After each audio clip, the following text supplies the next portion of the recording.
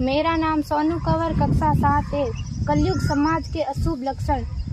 कुटुंब कम हुआ, संबंध कम हुआ, प्रेम कम हुआ, मर्यादा कम हुई, लाज लज्जा कम हुई, विनम्रता कम हुई, समर्पण कम हुए, पुस्तक वाचन कम हुआ, खान पान की शुद्धता कम हुई, बाल कम हुए, कपड़े कम हुए, नींद कम हुई, घी मक्खन कम हुआ, पीतल तांबे के बर्तन कम हुए, भाई भाई का प्रेम कम हुआ, सत्य कम हुआ, अतिथि कम हुए, धैर्य कम हुआ, श्रद्धा और विश्वास कम हुआ, बड़ों का सम्मान कम हुआ और भी बहुत कुछ कम हुआ, जिससे जीवन सहज था, सरल था। संतान को दोष न दे।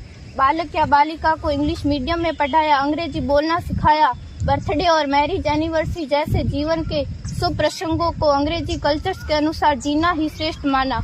माता पिता को मम्मी डैड कहना सिखाया। जब अंग्रेजी कल्चर से परिपूर्ण बालक या बालिका बड़ा होकर आपको समय नहीं देता, आपकी भावनाओं को नहीं समझता, आपको तुच्छ मानकर आपसे जुबान लड़ाता, जब आपको बच्चे में कोई संस्कार नजर नहीं आता, तब घर के वातावरण को गमगीन किए बिना, संतान को दोष दिए बिना एकांत में जाकर रो लीजिएगा, क्योंकि पुत्र या पुत्री की पहली वर्षगांठ से ही भारतीय संस्कारों के बजाय, मंदिर जाने के बजाय केक कैसे काटा जाता है, यह सिखाने वाले आप और अम्मी है। जब बच्चा पहली बार घर से बाहर निकलता है तो प्रणाम और आशीर्वाद के बदले बाय बाय कहना सिखाने वाले आप और अम्मी है।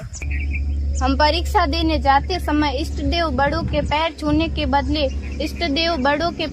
के बदले बेस्ट ऑफ लक कहकर परीक्षा भवन तक छोड़ने वाले आप और अम्मी है। बालक या बालिका के सफल होने पर घर में परिवार के साथ बैठकर खुशियां मनाने के बदले होटल में पार्टी मनाने की प्रथा को बढ़ावा देने वाले आप और अम्मी है। बालक या बालिका के विवाह के पश्चात कुल देवता देव दर्शन भेजने से पहले हनीमून के लिए फॉरेन टूरिस्ट स्पॉट भेजने की तैयारी करने वाले आप और अम्मी है। ऐसी कई ढेर सारी अंग्रेजी कल्चर्स को हमने जाने अनजाने स्वीकार कर दिया है।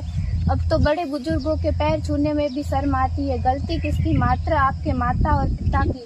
अंग्रेजी अंतर्राष्ट्रीय भाषा है, से काम काज हेतु सीखना है, अच्छी बात है, लेकिन इसकी संस्कृति को अपने जीवन में उतारने की तो कोई बाध्यता नहीं थी।